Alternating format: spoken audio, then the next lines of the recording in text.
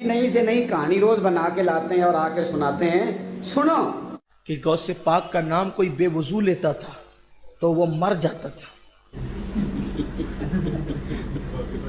बेवजूर का नाम कोई ले नहीं सकता था, लेकिन रसूल पाक ने फरमाया अब्दुल कादिर मेरी उम्मत पे रहम करो, लोग इस तरह से नुकसान उठाएं। कहा ठीक है कि अब नहीं मरेगा। कूड़ मार दो। अगर नापाकी में अब भी कोई गौस पाक का नाम ले तो कम से कम उसका इतना नुकसान पहुंचता है कि उसका एक बाल टूट कर गिर जाता है। एक कहानी लग रही है सर, इस तरह नहीं होएगा। और एक हिंदू के बाजू में एक बदअकीदा रहता था। सुनो, वो बदअकीदा ने उस हिंदू की बीवी को देख लिया। कभी कोई कहानी सुनाते हैं तो कभी कोई कहानी सुनाते हैं। और देखने के बाद उस पर फरेब्ता हो गया। वो दिमाग लगाने लगा कि किसी भी तरह से इस हिंदू की बीवी के साथ मैंने अपनी नस्सानी ख्वाहिश को पूरी करना है। दुआ के लिए यार। उसको मौका नहीं मिला गांव के अंदर, तो इत्तेफाक से वो मियां बीवी दोनों जा रहे थे। उसके मैके पहुंचाने के लिए उसका शौहर जा रहा था। ये है बाबू ने जो आपको बताया। इसको जब खबर मिली तो खबर मिलने के बाद इसने सोचा कि फायदा उठाना चाहिए। ये इनके पीछे घोड़ा लेकर के चला गया। डंगर उसके शौहर से कहा कि चलो घोड़े पे बैठ जाओ। उसने कहा नहीं, मेरी बीवी साथ में, मैं कैसे बैठ सकता हूँ। तो उस औरत ने कहा दफा यहां से। मैं और मेरा शौहर तुम्हारे घोड़े पे जरूर बैठ जाएंगे, लेकिन एक शर्त है, तुम जमानत दो कि हमारे साथ बुराई नहीं करो। हाय हाय। उसने कहा किसकी जमानत दूं, यहां तो कोई है नहीं। इंजीनियर साहब वहीं पे होंगे। तो ये मजहब की मुसलमान नहीं थी, लेकिन चूंकि औलिया अल्लाह की करामत सुन सुन करके इसके दिल में गौस पाक की मोहब्बत पैदा हो गई थी। उसने कहा कि यहाँ जंगल में कौन है जो जिसकी जमानत दूं। कहा एक काम करो, वो तुम्हारे जो बगदाद वाले बड़े पीर है ना, उनकी जमानत दे दो, बस मैं तुम्हारी सवारी पर बैठ जाऊंगी। क्या ख्याल है भाई? ठीक है, तुम वो जो बड़े पीर बगदाद वाले ना, बड़े पीर साहब, हम जब वो उनकी जमानत देते हैं, बैठ जाओ, तुम्हें कुछ नहीं होगा। ये तो होगा। अब जैसे दोनों मियां बीवी घोड़े पर बैठे, इसने निकाली तलवार और तलवार निकाल करके इसके शौहर को कत्ल कर दिया। आपने कौम को किस दोराहे पे खड़ा कर दिया? जैसे शौहर को कत्ल किया, उसकी लाश गिराई और घोड़ा दौड़ाने लगा। जब घोड़ा दौड़ा रहा था तो वो पीछे मुड़ मुड़ कर देखती थी। पीछे मुड़ मुड़ कर देखती थी। पीछे देखो, पीछे मुड़ मुड़ कर देखती थी। पीछे तो देखो। उस बदबख्त ने कहा, ए लड़की, तू पीछे मुड़ मुड़ कर किसे देख रही है? एक्चुअली कुछ भी नहीं। तो उसने कहा, बगदाद वाले बड़े पीर साहब को देख रही है। ओ भाई किथे बैठे हुए हो? उसकी जबान से ये जुमले निकले थे, हिंद का इतिहास गवाह है, हिंद की तारीख गवाह है। बिल्कुल ये कहीं नहीं लिखा हुआ। ला रेफरेंस पेश कर। दो बुर्का पोश, दो नकाब पोश को उसने फौरन सामने देखा। उन लोगों ने घोड़ा रोक दिया। हाय हाय। उस लड़की को नीचे उतारा और उस बदबख्त को कत्ल किया। और उसके शौहर के पास गया जो सर कटा हुआ था, सर को जोड़ करके कहा, कुम बिस्मिल्लाह। एक कहानी लग रही है सर, इस तरह नहीं होएगा। उसका शौहर जिंदा हो गया। तो सारा एमबीबीएस गया तेल लेने।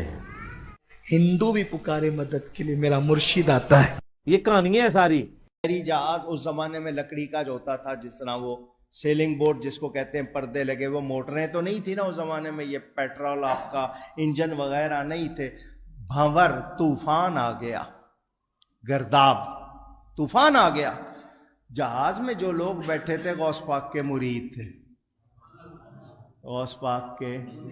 उन्होंने या गौसे आजम अल मदद पुकारा। क्या पुकारा? गौसे आजम खुतबा दे रहे थे, तकरीर कर रहे थे, अचानक हाथ आगे बढ़ाया तो यहां तक हाथ भीग गया गौसे आजम का। हाँ खोल के देखे, खोल के बात कर रहा हूं, हाथ यहां तक भीग गया।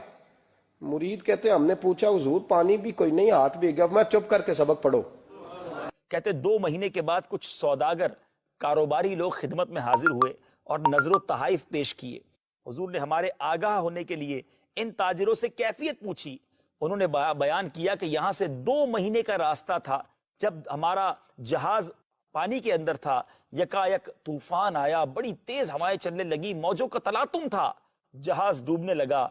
घबराहट में कुछ बन ना पड़ा, या शेख अब्दुल कादिर जिलानी अल मदद का नारा लगाया। उसी वक्त दरिया में से एक हाथ बरामद हुआ। جس نے ہمارے جہاز کو کنارے لگا دیا. لوگوں نے پوچھا کیسے آئے ہو, کہنے لگے ڈوبنے لگے تھے, طوفان میں پھنس گئے تھے, ڈوبنے لگے تھے. غوث پاک کو پکارا, غوث پاک سامنے آ گئے. فرمایا گھبراؤ نہیں, آپ نے ہاتھ سے دھکا دے کے جہاز کو طوفان سے نکالا. کہا کون سا دن تھا, کون سی تاریخ؟ انہوں نے بتایا. انہوں نے نکال کے دیکھا, وہی تاریخ تھی, وہی وقت تھا, وہی منٹ تھے. اب میں تھوڑی سی انجینئرنگ کروں, میں کسی کو تو کچھ نہیں کہتا, میں اپنے آپ کو ٹارگٹ کرتا ہوں کہ اگر میں اللہ کا ولی ہوں, میں غوث کتب اور ابدال ہوں, تو مجھ پہ اللہ کی لعنت ہے کہ نبی علیہ السلام کے نالین شریف چوری ہو جائیں, اور میں تو جناب نگاہ مارتا ہوں تو ساتوں زمینوں کے نیچے دیکھ لیتا ہوں, اور نگاہ مار کے جناب وہ میں عرش بھی پڑھ لیتا ہوں اور لوح محفوظ بھی. تو میرے پہ اللہ کی لعنت ہے اگر میں نبی علیہ السلام کے نالین شریف تلاش کر کے اس علم غیب کے ذریعے واپس لا کے میڈیا میں پیش کر کے پوری کی پوری قوم کو بریلوی اور بزرگوں کا ماننے والا نہ کر لوں. لعنت ہے کہ نہیں؟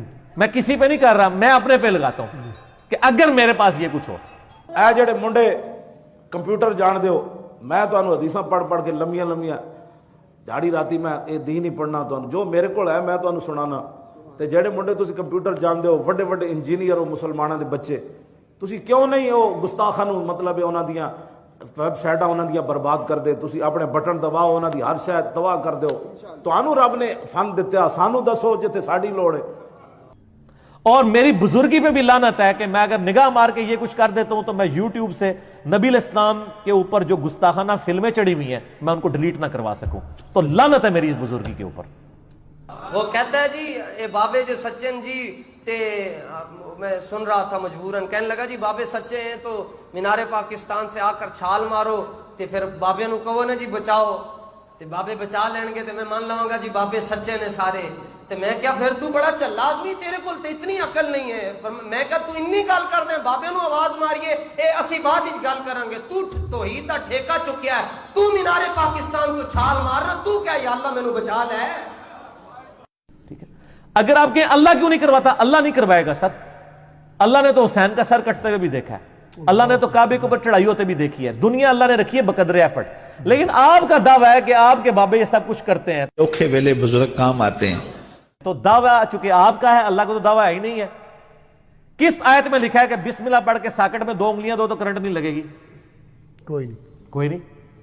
دعاؤں کا بھی پتہ ہے آپ کو آیا ہے, اگر کوئی بسم اللہ الذی لا یضر پڑھ کے خود کوبرا سانپ کے آگے ہاتھ کرتا ہے نا, پھر وہ اس کے اوپر دعا ختم ہو جائے گی. وہ اپنے اوپر تقدیر خود غالب کروا رہا ہے. یہ اسی لیے اس میں الفاظ ہے ناگہانی آفت. ناگہانی کا مطلب سمجھے. اگر ایک بندہ کہتا ہے میں نے اعوذ بکلمات اللہ پڑھا ہے اور میں جا کے بچھوؤں کی سرزمین میں جا کے چھلانگ مار دوں, ایسا تو نہیں ہوگا. وہ خود اپنے اوپر تقدیر غالب کروا رہا ہے. جو اپنے اوپر تقدیر خود غالب کرواتا ہے نا, پھر دعا والا اس سے سایہ اٹھ جاتا ہے. کیونکہ جب آپ خود مرنا چاہ رہے ہیں تو ٹھیک ہے مرو پھر. تو میں کہتا ہوں میری بزرگی کے اوپر لعنت ہے کہ میری بزرگی ہے, میں نگاہ مار کے یہ کرتا ہوں اور میں یوٹیوب سے ویڈیوز نہ ڈیلیٹ کروا سکوں نبی علیہ السلام کی. اوکھے ویلے بزرگ کام آتے ہیں. سر یہ اب آپ بھی ذرا سوچیں کہ آپ نے ان لوگوں کے بارے میں اتنا کچھ کلیم کیا ہوا ہے, یہ کہاں کے عاشق رسول ہیں اگر یہ ویڈیوز نہیں ڈیلیٹ کروا سک رہے. ہمیں تو اختیار ہوتا, ہم تو ایک نگاہ مار کے کرتے ہیں, ہم کہیں گے جی لعنت ہماری بزرگی کے اوپر. اور میرا آخر میں معصومانہ سوال ہے, اگر اس طرح چیزیں ٹلتی ہیں تو یہ مزاروں کے اوپر بم کیوں پھٹ رہے ہیں؟ تو یہ فوراً کچھ شیطان کہے گا اور یہ کعبے بھی تو کرین ڈگی سی نا. میں یہ پوچھتا ہوں کہ آپ 2-4 سال پیچھے چلے جائیں, مسجد الحرام کے اندر ہی طواف کر رہے تھے, سارے کے سارے مسلمان تھے, اللہ کی عبادت کر رہے تھے, کرین اوپر سے آئی, گر گئی, کئی مسلمان اس کے اندر شہید ہوئے, ساری دنیا نے دیکھا. وہاں پر اللہ کہاں چلا گیا تھا؟ جب جیسے یہ کہتا ہے نا کہ داتا صاحب اپنے مزار پر بم بلاسٹ کرنے والے کو نہیں پکڑ سکے, داتا صاحب کدھر چلے گئے تھے؟ تو میں اس سے یہ سوال کرتا ہوں کہ اس وقت اللہ کہاں تھا جب کرین گری, اتنے مسلمان شہید ہو گئے؟ سر کعبے کی اللہ نے گارنٹی نہیں لی ہوئی.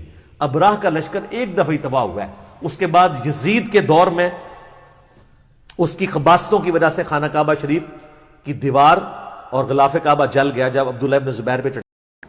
جاہل مولویوں کے پاس چلے جائیں گے تو ایک پتھر اٹھایا اور دوسرے ہاتھ کی چوڑیوں کی طرف اس کو لے گئے. حضرت سیدی موسیٰ سہاگ اور درویش صاحب مولوی صاحب, ان کا مزار احمد آباد میں ہے. زنانہ وضع رکھتے تھے, یعنی جو لباس تھا, حلیہ تھا, وہ जनाना था, औरतों वाला था, हाथों में चूड़ियां भी पहनते थे। ये बातें बताई नहीं जाती, नजर लग जाती है। लिबास भी औरतों वाला पहनते थे। यार क्या स्टाइल है यार। एक बार कैद पड़ गया।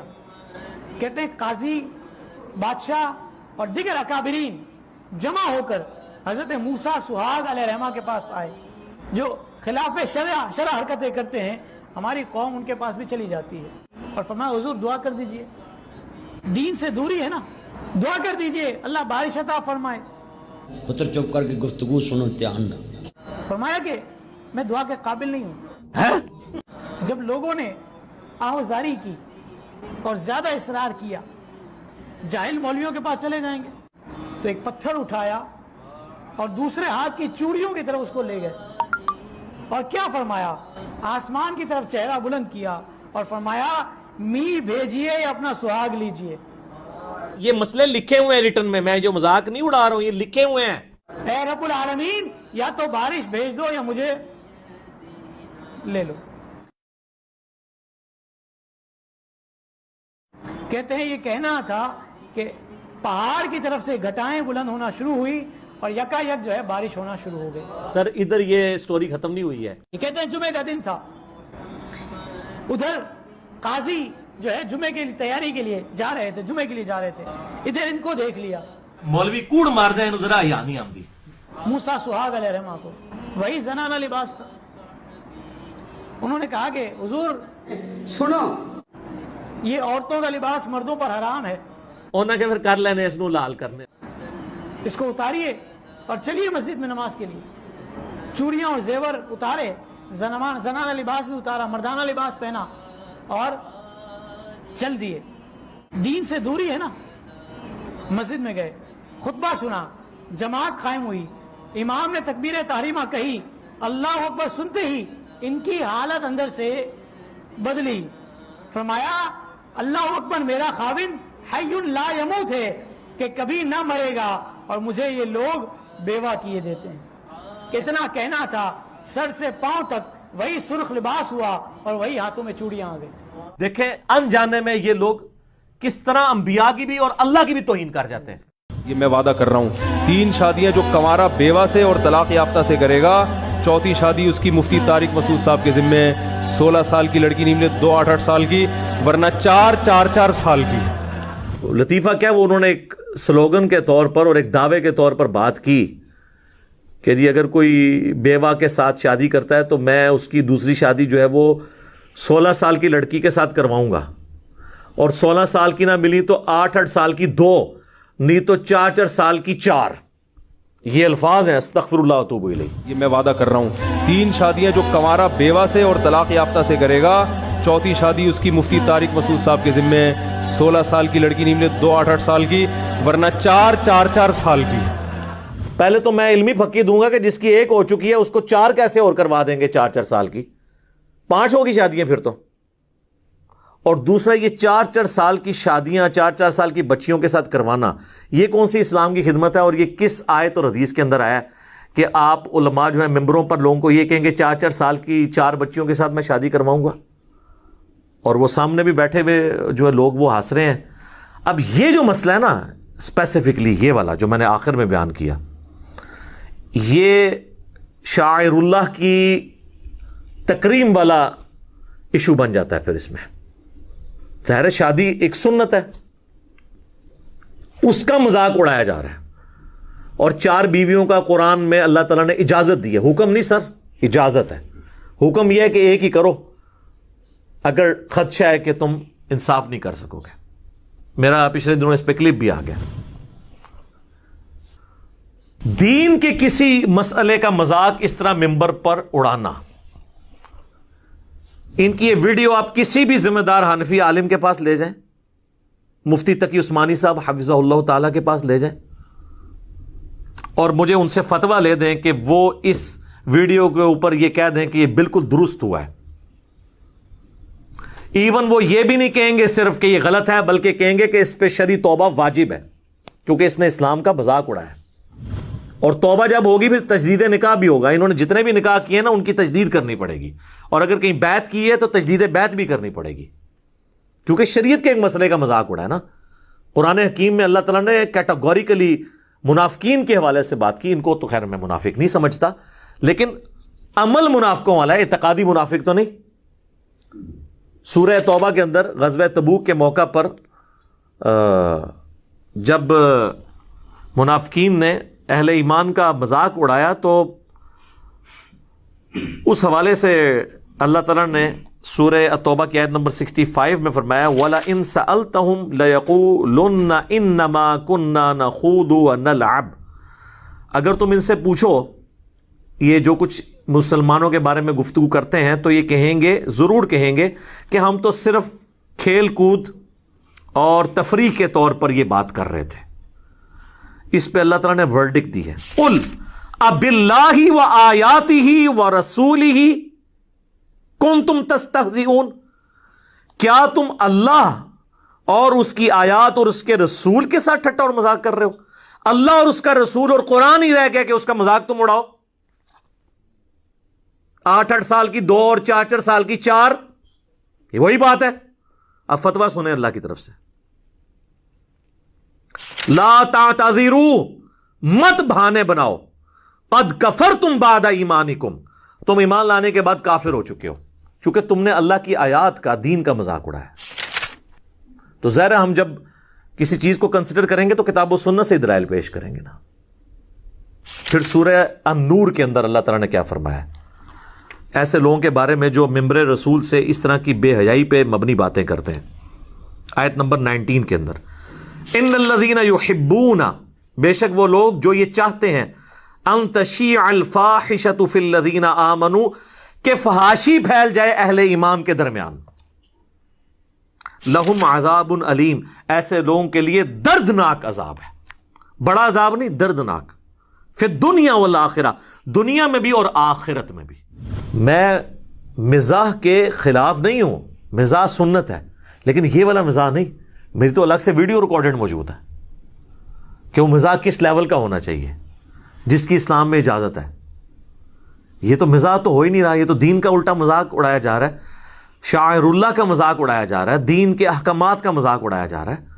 تو بہت کریٹیکل ایشو ہے. صحیح بخاری اور صحیح مسلم کے اندر حدیث موجود ہے. اللہ کے محبوب صلی اللہ علیہ وآلہ وسلم نے فرمایا بعض اوقات انسان اللہ کی رضا کا ایسا کلمہ اپنی زبان سے نکالتا ہے اسے خود بھی نہیں پتا ہوتا، اور اللہ تعالیٰ اس کی وجہ سے اس کے درجات بلند کر دیتا ہے. لیکن بعض اوقات وہ اپنی زبان سے اللہ کی نافرمانی کا ایسا جملہ نکال دیتا ہے جس کی طرف اس کی توجہ بھی نہیں ہوتی، اور اس کی وجہ سے وہ دوزخ کی اتنی گہرائی میں گر جاتا ہے جتنا فاصلہ ہے مشرق و مغرب کے درمیان. اللہم لا تجعلنا منہم، اللہم اجرنا من النار، آمین. تو اب اس طرح کے آپ کلمات نکال رہے ہیں تو ہم آپ پہ کوئی فتویٰ نہیں لگاتے. پھر یہ نہ ہو کہ ان کے فالورز کہہ دیں کہ جی کوئی جہنمی ہونے کا یا فتویٰ لگا دیے. نہیں، ہمارا کام صرف قرآن حکیم کی آیات اور صحیح الاسناد احادیث بتا کے آپ کو وارن کرنا ہے کہ آپ جس راستے پر چل پڑے ہیں نا، یہ راستہ اللہ کو مطلوب نہیں ہے.